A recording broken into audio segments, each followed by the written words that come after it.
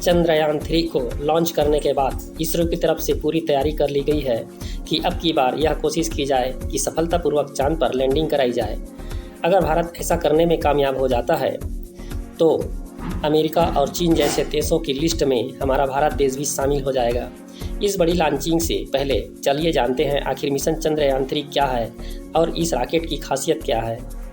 चंद्रयान 3 का सफ़र कुल 40 दिन का होगा, जिसके बाद ये अपनी कक्षा में पहुंचेगा और चांद पर चक्कर लगाने के बाद रोवर चंद्रमा पर लैंड करेगा। धरती से चांद की कुल दूरी 3.84 लाख किलोमीटर की है। रॉकेट का सफ़र कुल 36,000 किलोमीटर का होगा। रॉकेट रोवर को पृथ्वी की बाहरी ऑर्बिट तक ले जाएगा। इसमें करीब 16 मिनट लगेंगे। बाहरी ऑर्बिट के बाद का सफ़र प्रोपल्सन मॉड्यूल से चांद के ऑर्बिट में पहुंचकर कई स्टेज में ऑर्बिट घटाएगा। 100 किलोमीटर के ऑर्बिट में पहुंचने पर प्रोपल्सन मॉड्यूल से अलग हो जाएगा और अंत में लैंडर चांद पर उतरेगा। क्योंकि चांद पर वायुमंडल नहीं होता, इसलिए यह लैंड खतरनाक साबित हो सकता है, क्योंकि ऐसे में लैंडर के टूटने की ज़्यादा संभावनाएं होती हैं, ठीक उसी प्रकार जिस प्रकार चंद्रयान 2 का हुआ था। इसके अलावा लोकेशन बताने वाला GPS का भी न होना एक बड़ी परेशानी है, जिससे लैंडर को सही जगह तक पहुंचाना एक बड़ा चैलेंज होता है। चांद के साउथ पोल पर साफ नहीं दिखना भी साइंटिस्ट के लिए एक बड़ी चुनौती होता है। लैंडर को सूर्य के विकिरण के असर से कोई सुरक्षा नहीं मिल पाती, इसलिए ये भी मिशन के लिए काफ़ी खतरनाक होता है। इससे पहले 22 अक्टूबर 2008 को चंद्रयान 1 को लॉन्च किया गया था, जिसका मकसद था चांद पर पानी की खोज करना। इसके बाद 22 जुलाई 2019 को चंद्रयान 2 को लॉन्च किया गया, लेकिन यह चंद्रमा तक पहुंचने से पहले ही लैंडिंग नहीं कर पाया और चंद्रयान 3 को 14 जुलाई 2023 को लॉन्च कर दिया गया है, जो अभी चंद्रमा की कक्षा तक नहीं पहुंच पाया है।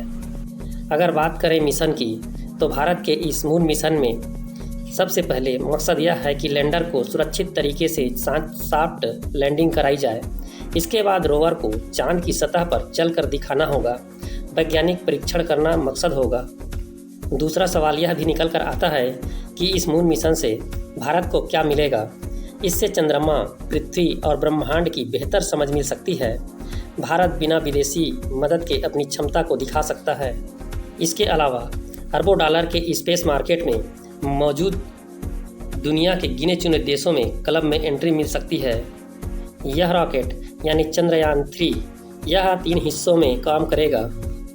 चंद्रयान 3 की लॉन्चिंग के बाद 3 स्टेप होंगे। पहला प्रपल्सन मॉड्यूल होगा, जिसमें लैंडर रोवर को चंद्रमा की ऑर्बिट में 100 किलोमीटर ऊपर छोड़ेगा।